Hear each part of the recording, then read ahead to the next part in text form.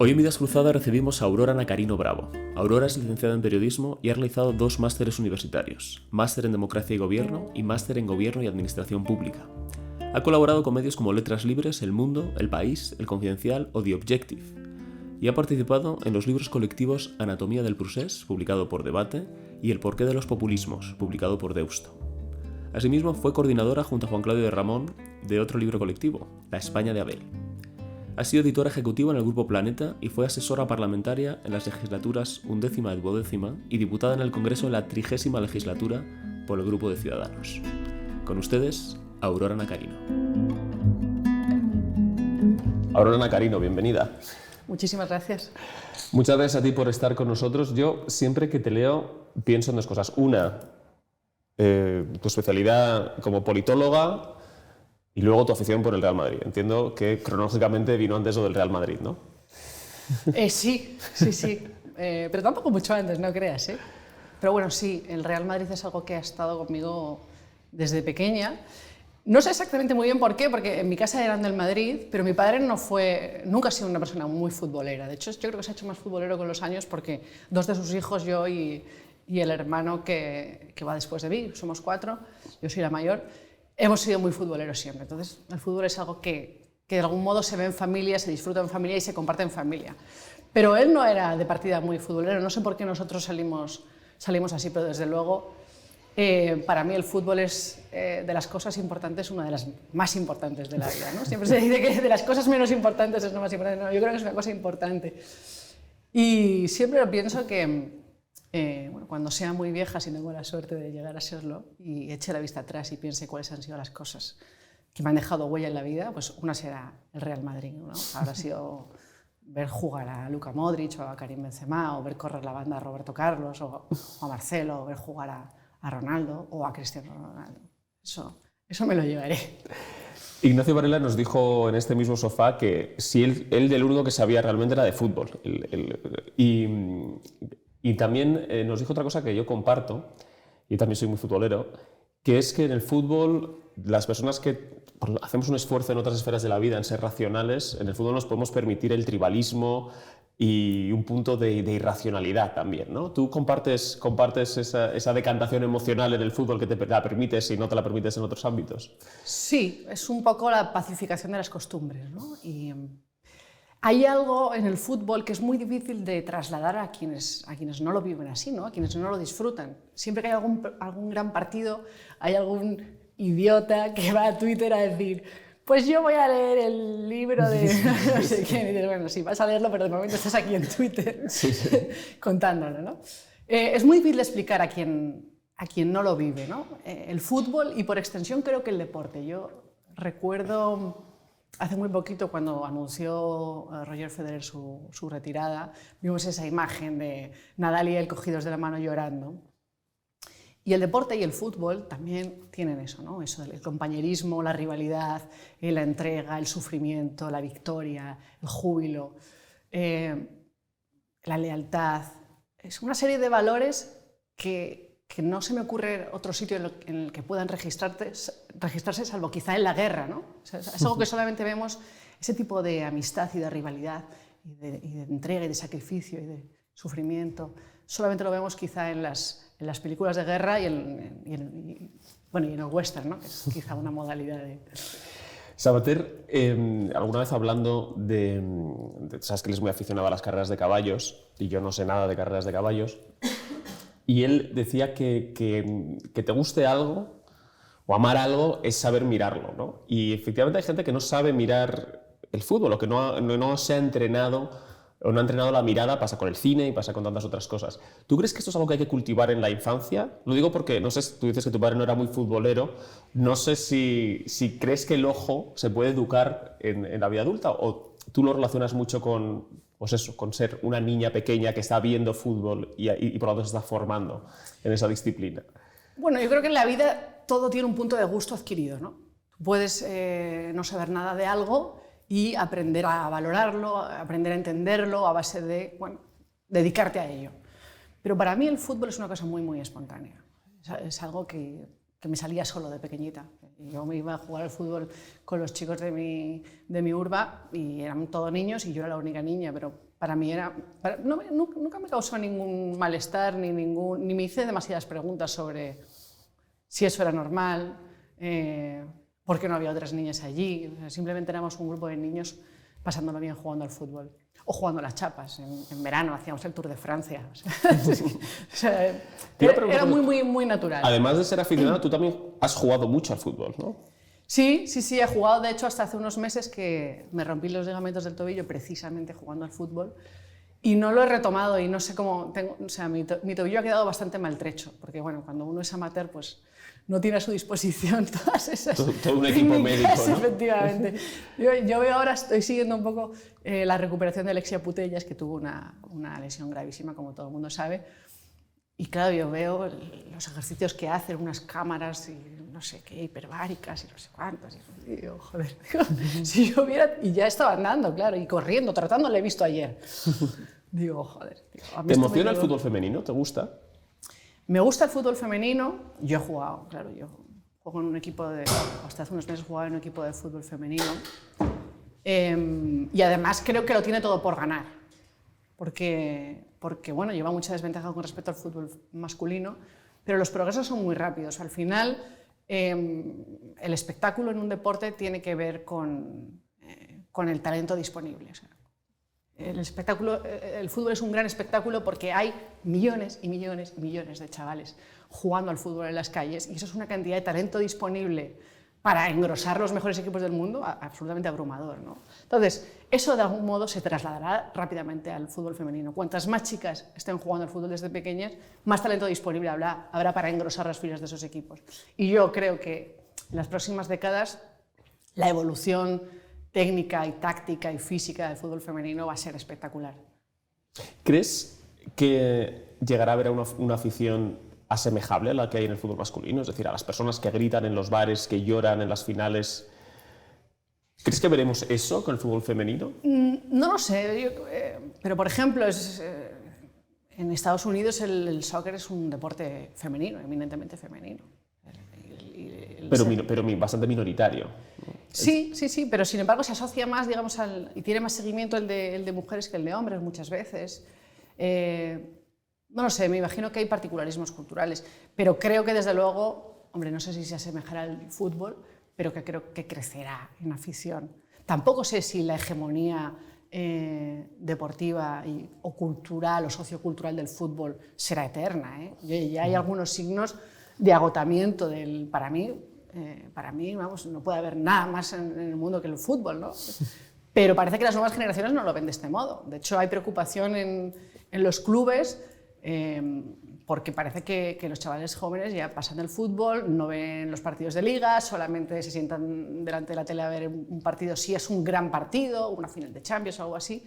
Entonces, los grandes clubes están todo el rato imaginando cómo pueden darle la vuelta al espectáculo para conseguir que las nuevas generaciones se enganchen a eso. Y, por ejemplo, cuando Florentino lanzó esta idea de la Superliga, yo creo que iban un poco por ahí, ¿no? Por la idea de que, oye, es que nadie se va a sentar a ver un Almería-Granada un domingo a las 4 de la tarde. Sí. O sí, a lo mejor sí. Bueno, pero hay mucha competencia, ¿no? En el mercado de la atención que no había a lo mejor pues en los años 80, exacto, en los años 90, donde el plan era ese, además eran abiertos, etcétera, ¿no? Y antes hablabas de ser la única chica que jugaba al fútbol. Tú, esto decías que nunca se te hizo raro. Y habiendo tenido esa experiencia, ¿cómo te fuiste relacionando con el discurso del feminismo que ha ido tendiendo hacia cierta victimización? Bueno, yo el feminismo, y por oposición al machismo, lo descubro tarde. Lo descubro tarde porque yo crezco en una familia y en un ambiente en el que nada me permite intuir que existe una desigualdad de género. En mi casa se me dieron todas las oportunidades sin distinguir con las oportunidades que se les daban a mis hermanos varones y jamás, siendo niña, pensé que se me pudiera poner a mí nada por delante por el hecho de ser mujer. Eso lo vas descubriendo posteriormente. Y para mí el feminismo siempre ha sido una idea muy emancipadora, muy de derribar barreras.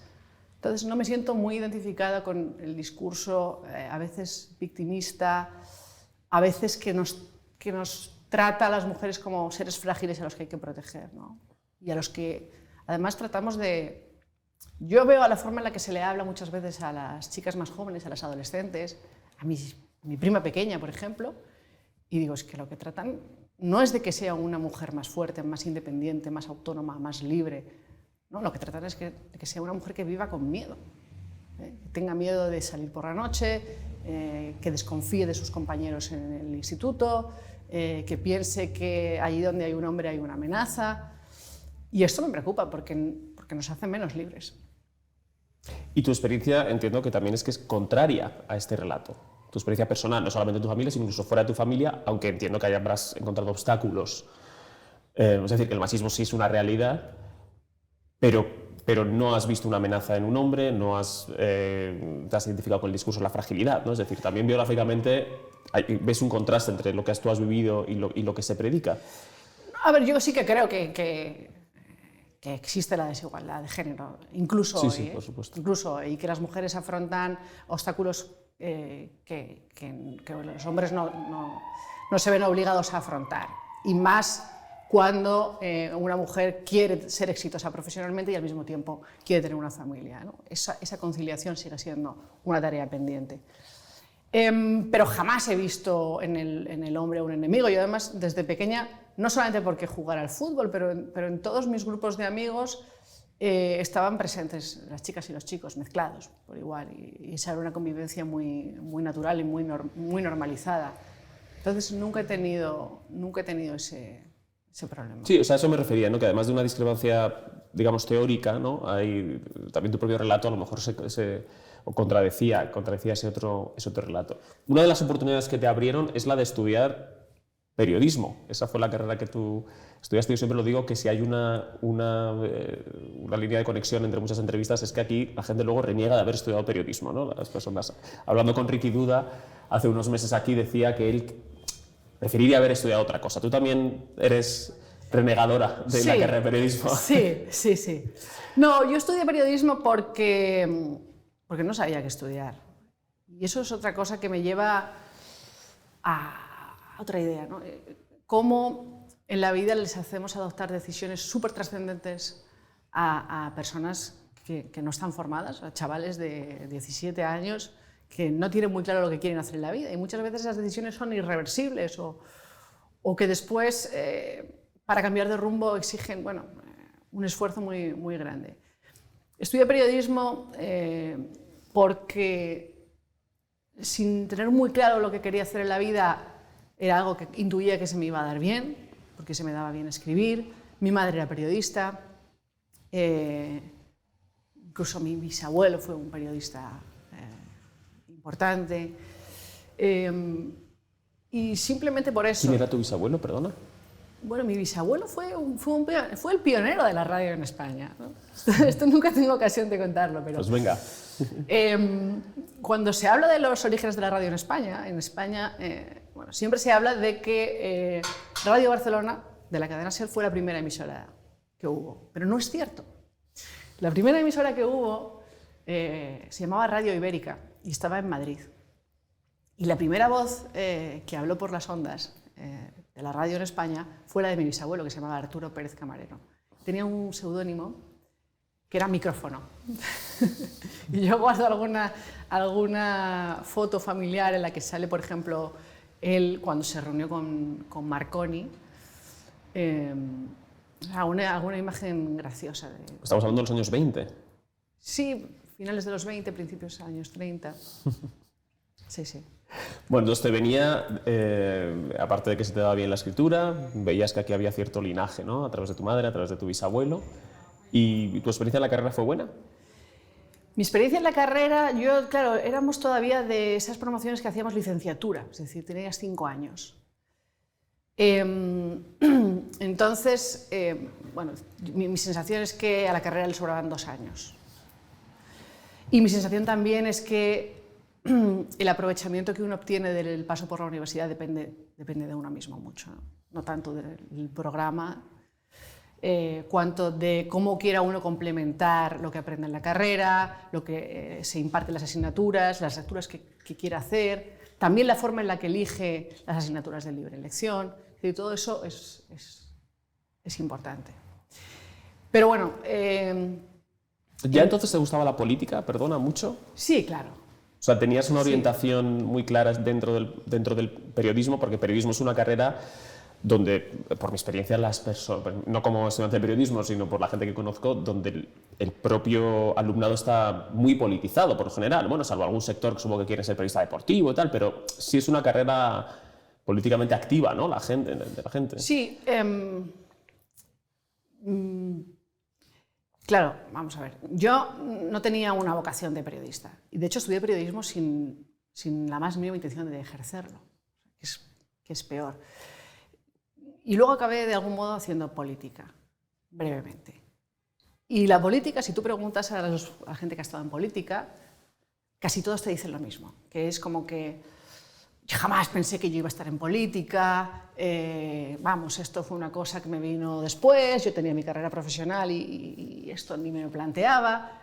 Bueno, yo no. O sea, yo si tengo que ser honesta, tengo que decir que es la única vocación clara que he tenido en mi vida, es la de la política. Bueno, previamente esas vocaciones infantiles que todo el mundo tiene, ¿no? La de futbolista y la de arqueólogo, que son dos fases por las que pasan todos los niños pequeños. Pero después, cuando ya uno tiene uso de razón, la única vocación clara que recuerdo es la de la política.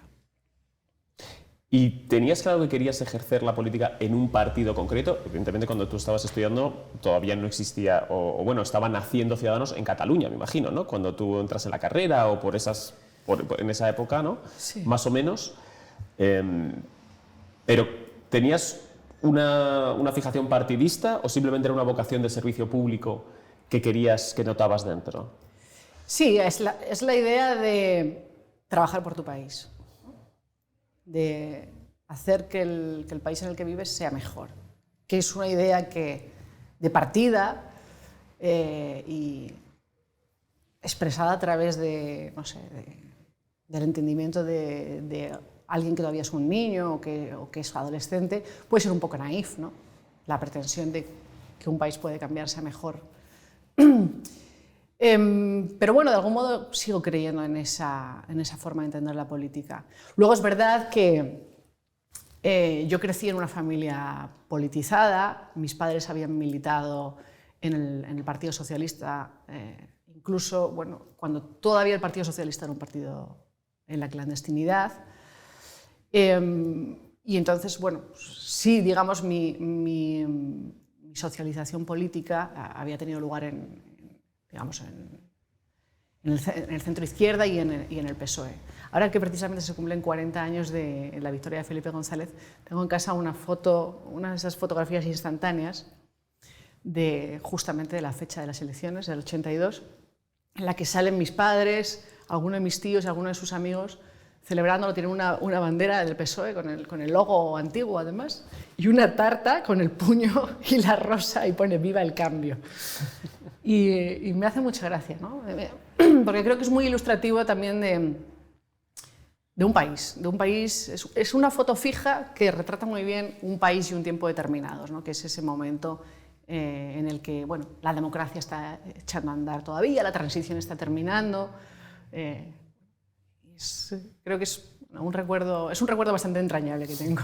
Uno de los hitos de la politización de nuestra generación, porque tú eres más joven que yo, que quede constancia en la grabación. Que tengo un año menos que tú. Más o menos, sí. Fue el 11M. A ti el 11M... Uy, el 11M, el 15M, perdón. Sí.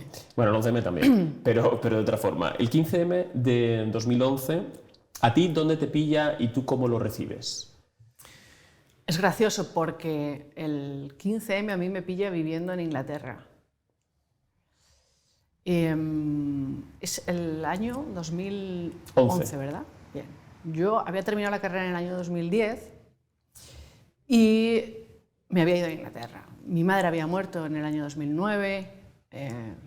Bueno, hay un momento en el que decides que tienes que hacer algo con tu vida, que tienes que seguir adelante, que tienes que bueno, retomar tu vida, ¿no? Que tienes que dejar de llorar todas las noches y cambiar de aires. Y me voy a vivir a Inglaterra, a Brighton, donde además está una prima mía, y me voy a vivir con ella. Y yo recuerdo el estallido de las protestas aquí en Madrid, y las noticias evidentemente llegaban allí, pero lo que jamás esperé encontrarme es, recuerdo perfectamente un día bajando el parque, el Level, hacia el gimnasio al que yo iba, que era un gimnasio de estos low cost, 24 horas, que estaba en el Seafront, y era maravilloso, porque era cutre, pero tú podías correr en la cinta y ver el mar al mismo tiempo, era maravilloso. Yo recuerdo bajar el parque, camino del gimnasio, de repente darme cuenta que hay una serie de tiendas de campaña ahí, digo, ¿qué es esto? Veo que hay unas pancartas, me sigo acercando y veo que es una especie de delegación o de sección del 15M en Brighton. O sea, creo que da una idea de la dimensión generacional y la dimensión social que alcanzó el fenómeno en un momento determinado. Decía Manuel Maldonado en un artículo reciente que aquellas protestas se concentraron contra el sistema porque no se podían concentrar contra la derecha, porque no gobernaba la derecha. ¿Tú crees que eso fue muy influyente? El hecho de que al no gobernar la derecha se pudiera hacer una impugnación del sistema en su conjunto, el no nos representan como un canto generacional y generalizado. Bueno, yo creo que sí que había algo de generacional, más allá de lo ideológico, y que era comprensible, ¿no? Esa generación que de repente se da de bruces con una gran recesión, a la que parece que el futuro solamente le depara incertidumbre, a la que se le dice ya no vas a vivir como vivieron tus padres, o no vas a vivir mejor que tus padres del mismo modo que ellos habían vivido mejor que tus abuelos. Todo eso genera un malestar perfectamente comprensible en el país que tenía el paro estructural más elevado de Europa y especialmente el paro juvenil más elevado de Europa. Todo eso hace muy comprensible la queja generacional. Y de hecho hace muy comprensible que después el sistema de partidos se rompa generacionalmente. Y no solamente con una impugnación de izquierda, sino también con una impugnación de centro, que sería la de Ciudadanos. Pero bueno, antes de eso, claro, era una protesta de izquierdas, era una protesta indefinida, un poco naif, un poco con unos eslóganes un poco sin definir. Recordamos aquello de nuestros sueños no caben en vuestras urnas, ¿no? Que era una cosa como cursi, infantil, pero que de algún modo expresaba un malestar que estaba justificado. Claro, no gobernaba la derecha, pero lo que sucedió después, cuando se abrieron las urnas, fue la mayoría absoluta más robusta que ha obtenido jamás la derecha en España. Tampoco me parece sorprendente. Algo parecido había sucedido, por ejemplo, en mayo del 68. Después hubo una reacción conservadora, a favor del orden, de Gaulle, todo lo que sabemos, ¿no? Entonces tampoco me sorprendió. Sí, pero tampoco la victoria es una reacción al 11M, ¿no? Sino a la situación económica y a los errores del No digo que sea una reacción, ¿no?, al 15M, pero de algún modo es como si no lo hubiera tenido en cuenta, ¿no? Oye, este fenómeno tan disruptivo que ha protagonizado el país durante los últimos meses, resulta que no ha quedado registrado en absoluto en las urnas. ¿Sabes? A veces eso es llamativo, ¿no? ¿Y tú cómo ves el nacimiento de Podemos? Que enlaza con digamos, las posimetrías del 15M y que se confirma en 2014 con ese gran resultado en las elecciones europeas. ¿Tú lo percibes en algún momento con algo de esperanza o en todo momento tienes cierta suspicacia hacia el movimiento? No, yo creo, en lo personal, no, jamás me lo creí. Jamás me lo creí, no me creía los mensajes que convivían entre el populismo y la antipolítica. Eso nunca me lo creí. Pero me parecía razonable que el sistema estallara generacionalmente.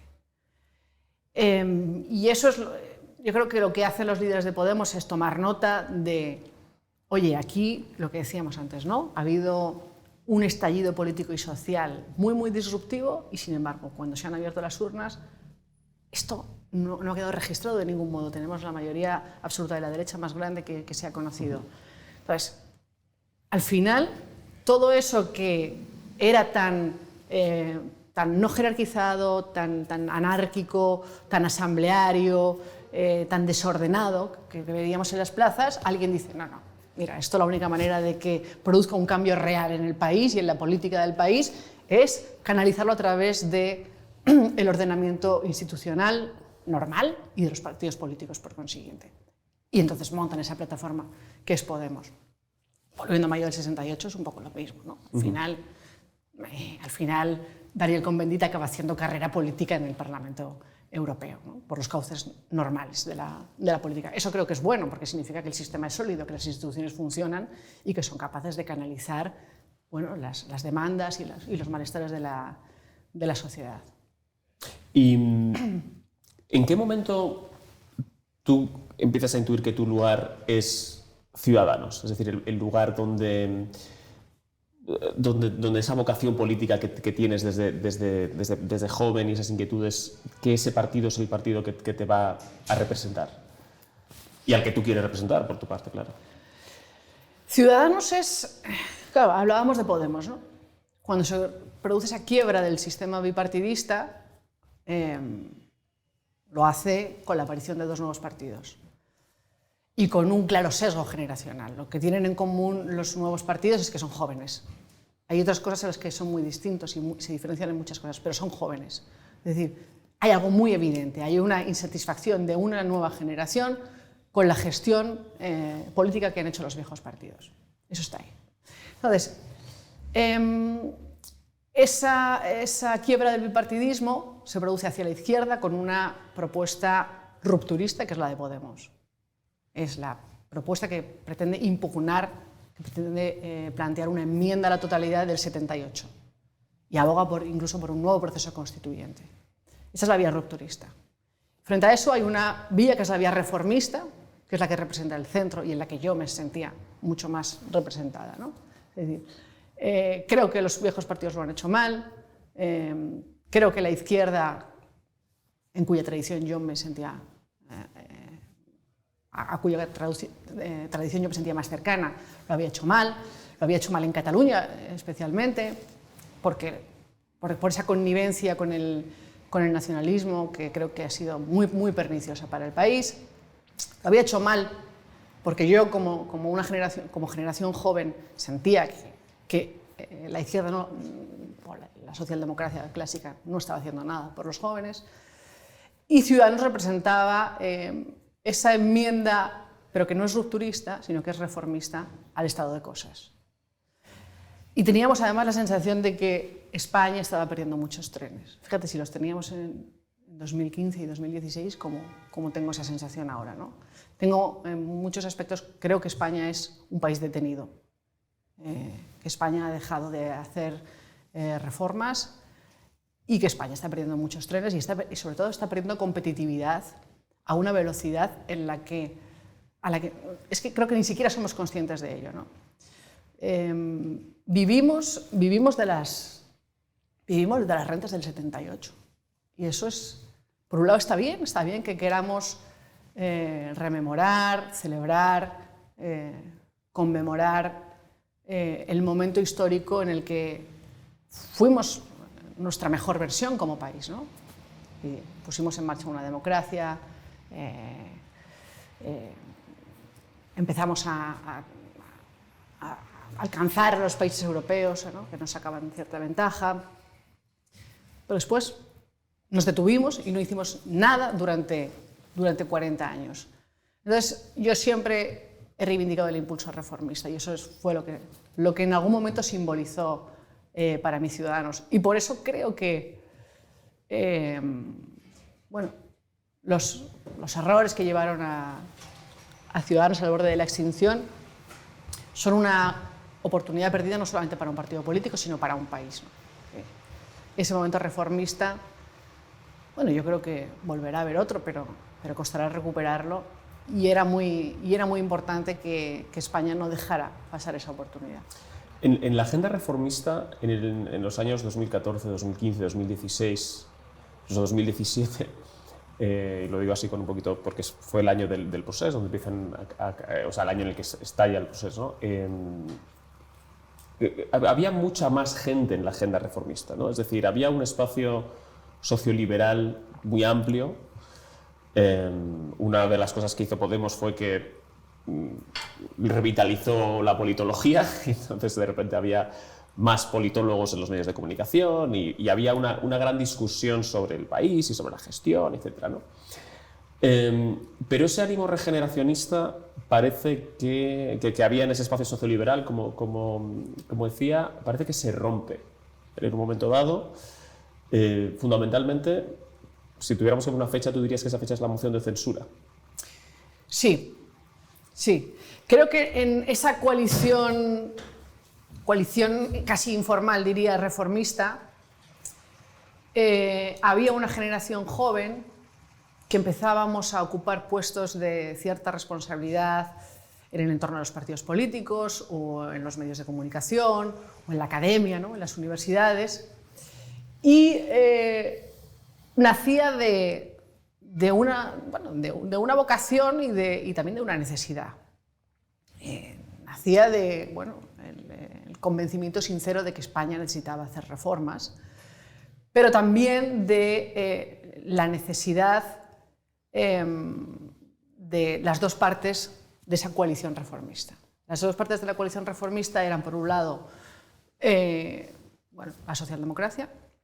Hay un momento en el que la socialdemocracia no ve la manera de volver a gobernar. El Partido Socialista atraviesa unos momentos muy, muy bajos, la derecha parece que no puede ser desbancada y creo que en algún momento piensa, nuestra manera de poder volver a gobernar pasa por una alianza estratégica con el centro, que ya representa a Ciudadanos. Y por la parte de Ciudadanos pasa un poco lo mismo. Eres un partido joven, tienes un programa reformista, pero la única manera de implementarlo, de conseguir que se convierta en un programa de gobierno, es llegar a acuerdos con otros, ¿no? Y en aquel momento nos parecía que era natural o que parecía fácil alcanzar un acuerdo con el centro-izquierda, ¿no? Un acuerdo que después llegó a materializarse políticamente, que en eso que se llamó el acuerdo... El Pacto del Abrazo. El Pacto del Abrazo, que era un acuerdo reformista y de progreso, se llama, ¿no? Reformista y de progreso. Bueno, pues eso es en lo que estábamos. En la moción de censura, ¿qué sucede? Pues que esa mutua necesidad que se había establecido pues se rompe. Ya la izquierda no necesita Ciudadanos para gobernar. Y parece que también las ambiciones reformistas pasan a un segundo plano. Ya habían pasado a un segundo plano, desgraciadamente, porque con la irrupción del procés se relega mucho el programa reformista y digamos, la cuestión territorial, la cuestión identitaria, ocupa muchísimo espacio. Y eso creo que hizo daño a España, no solamente en Cataluña y no solamente en términos constitucionales, sino en los términos de un coste de oportunidad, ¿no? Todo lo que se dejó de hacer mientras estábamos ocupados resolviendo la crisis constitucional en Cataluña. En el año 2018, en conmemoración del 40 aniversario de la Constitución, coordinaste un libro que se llama La España de Abel, donde muchos jóvenes, aunque algunos no tan jóvenes, esta es la forma que siempre hacemos, ¿no? Escribían un texto, digamos, un poco contra el mito de la España cainita, ¿no? Y un texto de poco menos que de agradecimiento hacia lo que había sido un régimen de libertades del que nuestra generación es legatario. ¿Cómo ves, claro, a la luz de los acontecimientos, aquella publicación o sobre todo aquel ánimo de mirar hacia el futuro con cierta esperanza y con cierto optimismo? Bueno, es Juancla, que es quien coordinó ese libro conmigo, te diría que es un libro maldito. Pero bueno, es un poco volver a la conversación anterior, ¿no? Todo lo que se llevó por delante la moción de censura. Se llevó por delante acuerdos de país importantes, pero también a un nivel más micro nos afectó a un grupo a una generación concreta, a un grupo de personas que habíamos compartido muchas cosas en un momento determinado. Es frustrante, creo que forma parte de lo mismo, ¿no? de una oportunidad perdida. Pero, yo a veces me refiero a todo aquello como una especie de cicatriz, que no está necesariamente mal. Una cicatriz que tenemos que mirarnos para acordarnos de dónde venimos y para que cuando vuelva a presentarse una oportunidad para hacer algo que valga la pena, políticamente hablando, para poner en marcha un programa reformista, tengamos en cuenta de dónde venimos, qué errores hemos cometido y no los volvamos a cometer. Entonces, no quiero ser demasiado pesimista con lo que pasó. Aquí no pasa nada, no es más que la vida, ¿no? Decía el poeta. Lo que hay que hacer es mirar hacia adelante, extraer enseñanzas de los errores que se cometen y tratar de que cuando se vuelva a presentar una oportunidad de hacer las cosas bien, no volvamos a cometer los mismos errores. ¿Te ha decepcionado gente que pensabas, de quien te habías creído realmente que tenían interés en la regeneración y que, no hace falta que nos des nombres, ¿no? Y que, bueno, pues a lo mejor al calor del poder han rebajado sus intereses en cambiar el país? Bueno, es que no me parece tan importante. De verdad que no somos tan importantes. A veces nos hemos mirado mucho el ombligo con esto, hemos sido muy narcisistas y hemos tratado de poner nombres. No, es que fulano me dijo que no sé qué, fíjate Mengano que dijo que no iba a hacer esto y ahora ha fichado por este partido. O sea, aquí lo que importa es el país y las tareas que necesita el país que se hagan y las reformas que necesita el país que se hagan. Y quiénes son los nombres que van a estar protagonizando esas acciones creo que son muy secundarios. O sea, creo que sí. Al país no le importa si soy yo o es fulano o menos. O sea, aquí hay una serie de tareas que hay que hacerlas y hay que hacerlas bien.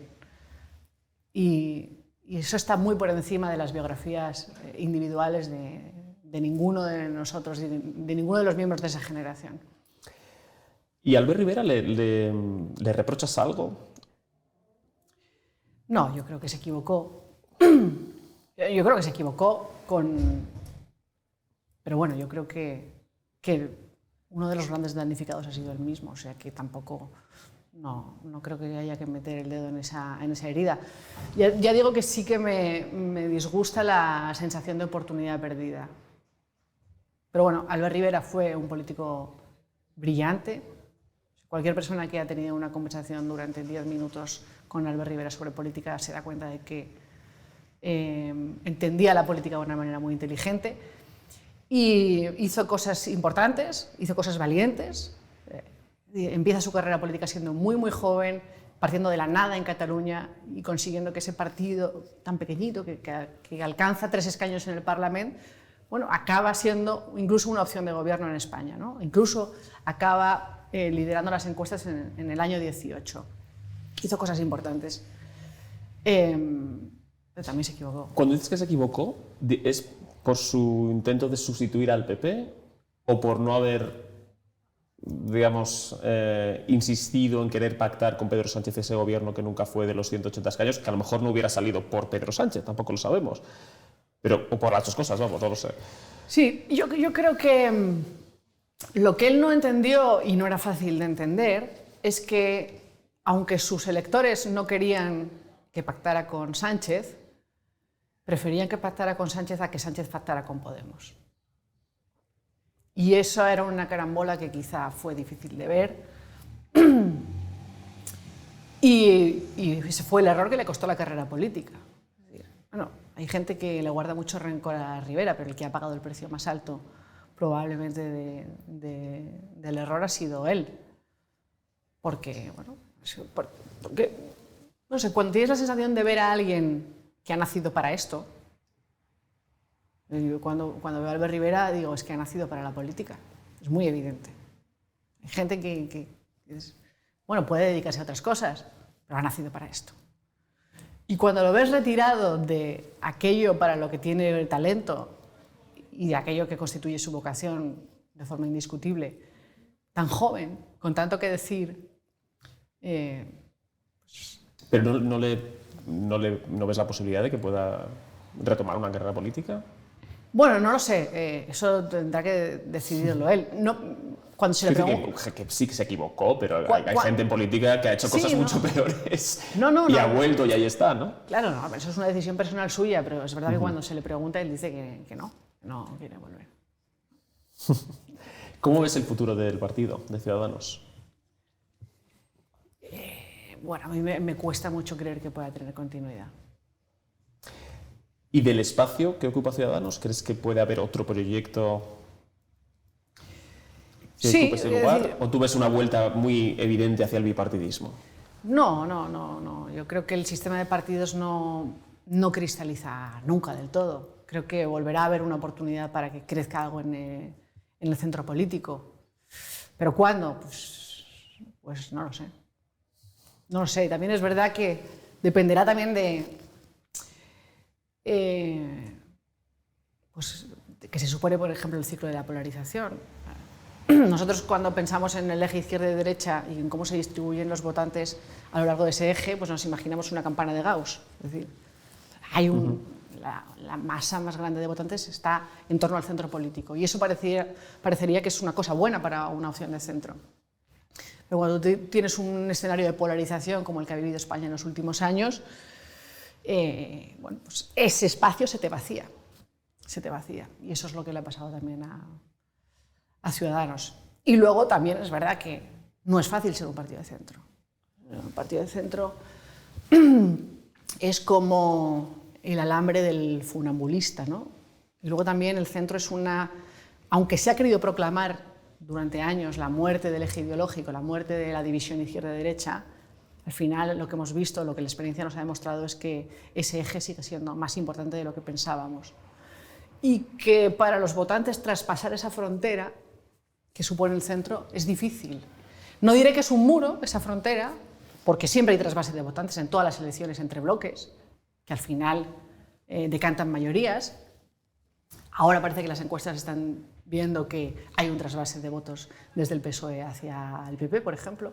O sea, no es un muro infranqueable esa frontera, pero de algún modo sí es una aduana, ¿no? un espacio incómodo de cruzar. Y ese es el espacio precario en el que se mueve el centro político. ¿Tú te sentías muy sola dentro de Ciudadanos como persona identificada con la socialdemocracia? Es decir, ¿tú crees que Ciudadanos, que nació como una alternativa al PSC, cuando el PSC, digamos, viró definitivamente hacia el nacionalismo, parece que ese elemento socialdemócrata fue menguando cuando el partido iba implantándose a nivel nacional y más aún en esa última deriva en la que se aproximó muchísimo al Partido Popular? ¿Tú sentiste como que esa era un ala que había que rescatar y que había que reivindicar a Ciudadanos? En parte porque es el espacio más disponible, ¿no? Es decir, un partido socialdemócrata marcadamente no nacionalista. Sí, bueno, de hecho el partido, como tú señalas, nace con esa... o tiene su origen en ese espacio, ¿no? Gentes del PSC desencantados con la deriva de connivencia del socialismo en Cataluña con el nacionalismo, ¿no? Como el catalanismo de algún modo es una pendiente muy resbaladiza que acaba inexorablemente en el nacionalismo. Entonces, para mí eso era un espacio perfectamente natural. Es verdad que después, cuando el partido da el salto nacional, ese equilibrio, digamos, se altera, ¿no? Parece que las fuerzas socialdemócratas en el conjunto nacional son menores, y yo eso lo sabía y lo tenía presente y me producía cierta incomodidad. Bueno, al final tratas de defender tu espacio. Yo me sentía muy cómoda en la opción de un partido reformista en el que tuviera mucho que decir gente como Toni Roldán o Luis Garicano o Nacho Prendes. Y creo que además, al ser un partido pequeño, como era Ciudadanos, la capacidad que tenían esas personas de influir en lo que se hiciera era importante. Con lo cual, Oye, es verdad que a veces decías... Hay ciertas posturas de ciertos miembros del partido que me generan incomodidad, pero también había algo de un ejercicio virtuoso en esa convivencia, ¿no? Somos conscientes de que formamos parte de un grupo heterogéneo y ser liberales es convivir dentro de ese espacio plural y hacer, digamos, del pluralismo una bandera e incluso una fortaleza, ¿no? Que no se ve en otros espacios y en otros partidos que son profundamente sectarios. Así que eso, bueno... ¿Te gustaría que los recursos humanos que todavía tiene Ciudadanos, que tiene todavía gente muy válida en muchos sitios, los aprovechara otro partido político?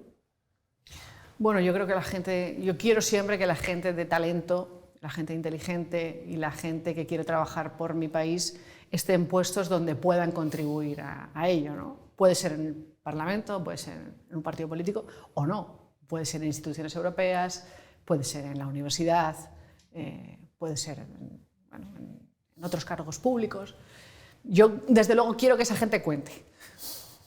¿Crees que los votantes han sido ingratos con Ciudadanos? Pienso, por ejemplo, en el trabajo que se ha hecho en Europa, por ejemplo, que ha hecho el grupo dentro de ALDE. ¿Crees que no se ha hecho valer precisamente por esa dificultad que decías que traía ya la polarización para hacer valer los éxitos de un partido de centro? Me parece un ejercicio fútil hablar de si los votantes son ingratos o no son ingratos, si votan bien, si votan mal. Es absurdo, esto es la democracia y cada uno vota lo que le sale de los huevos, perdón la expresión, ¿no? Es verdad que sí me hubiera gustado que, por ejemplo, el trabajo de gente como Luis y otros compañeros en Europa pues hubiera tenido otra recompensa, pero probablemente eso lo único que significa es que los españoles no le concedemos tanta importancia a la política europea como a veces nos gusta decir. Bueno, Aurora, quería terminar haciéndote la pregunta que hacemos a todo el mundo, que es ¿a quién te gustaría que invitáramos? Pues mira, antes me preguntabas por compañeros de Ciudadanos y salía el nombre de Nacho Prendes. Es un tipo magnífico, así que me gustaría verlo aquí sentado en el... Sí, sometiéndose a este interrogatorio. Sí, pero con Nacho te digo una cosa, resérvate 2 horas en lugar de 1, porque raja muchísimo. Vale, fenomenal. Muchas gracias. A vosotros.